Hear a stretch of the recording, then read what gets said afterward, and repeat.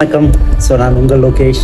So இன்றைக்கி என்ன விஷயம் பார்க்க போகிறோம்னு பார்த்தீங்கன்னா, ஒரு சின்ன ஸ்டோரி, ஒரு 10 டேஸில் ஒரு 10 ஸ்டோரி பார்க்கலான்ட்டு ஒரு சின்னதாக ஸ்டார்ட் பண்ணியிருக்கேன். அதில் ஃபஸ்ட்டு ஸ்டோரி, ஸோ எதாச்சியாக படிச்சிருந்த ஸ்டோரியை, ஒரு மீனவர் எதாச்சியாக அந்த ஆற்றங்கரை ஓரத்தில் நடந்து போயிட்டுருக்காரு. அப்படி போகும்போது பார்த்தீங்கன்னா கையில் மீனெல்லாம் பிடிச்சிட்டு ஸோ வீட்டுக்கு போயிட்டுருக்காரு. அப்படி போகும்போது பார்த்தீங்கன்னா ஏதோ ஒரு காலில் குத்திடுச்சு.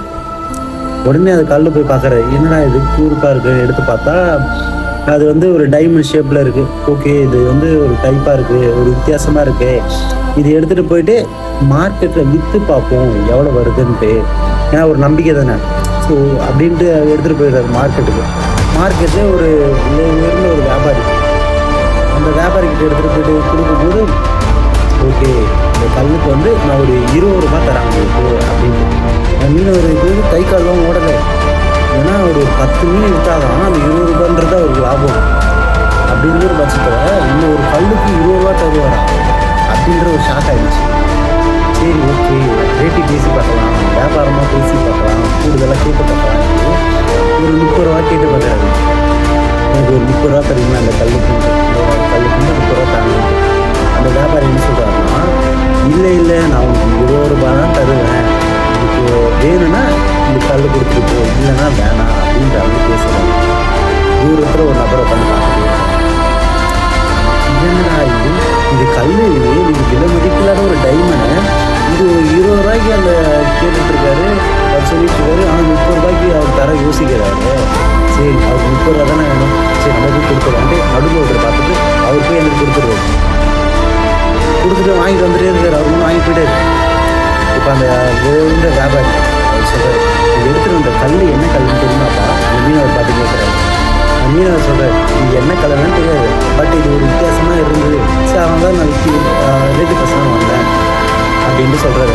அந்த வியாபாரியோட என்ன சொல்கிறாரு, இது வந்து விலை மதிப்பில்லாத ஒரு டைமண்ட், இந்த டைமண்டை பல கோடி வந்து மதிப்புள்ளது, இதை வந்து நீ வந்து ஈஸியாக கொடுத்துருக்கியா அவங்களுக்குன்ற மாதிரி கேட்குறாரு. அதுக்கு உடனே சொல்கிறாரு அந்த மீனவர், எனக்கு தான் அந்த டைமண்டுன்னு தெரியாது, உங்களுக்கு தெரியுங்களா அது டைமண்ட்டு, ஒரு 30 ரூபா தானே கேட்டேன், பல மதிப்புள்ள டைமண்ட் ஒரு 30 ரூபா கொடுத்து வாங்க, உங்களுக்கு துப்பு இல்லை, அது வந்து என்கிட்ட சொல்கிறீங்க, எனக்கு தெரிஞ்ச அறிவுக்கு அது 30 ரூபா கொடுத்துருந்தாலே உங்களுக்கு பெனிஃபிட் தானே அதுன்ட்டு.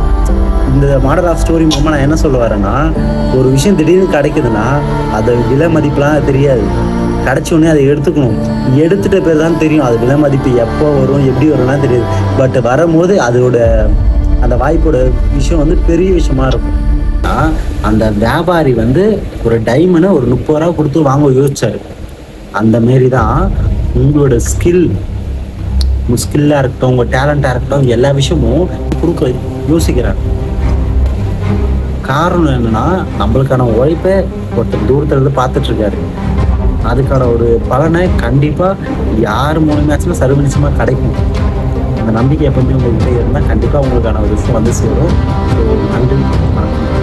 இந்த மாதிரி வீடியோஸ்க்கு, லைஃப் ஓரியன்ட் வீடியோஸ்க்கு என்னோடய சேனலை மறக்காமல் சப்ஸ்கிரைப் பண்ணிக்கோங்க, ஃபாலோ பண்ணிக்கோங்க. ஸோ மறக்காமல் பெல் பட்டனை கிளிக் பண்ணிக்கோங்க.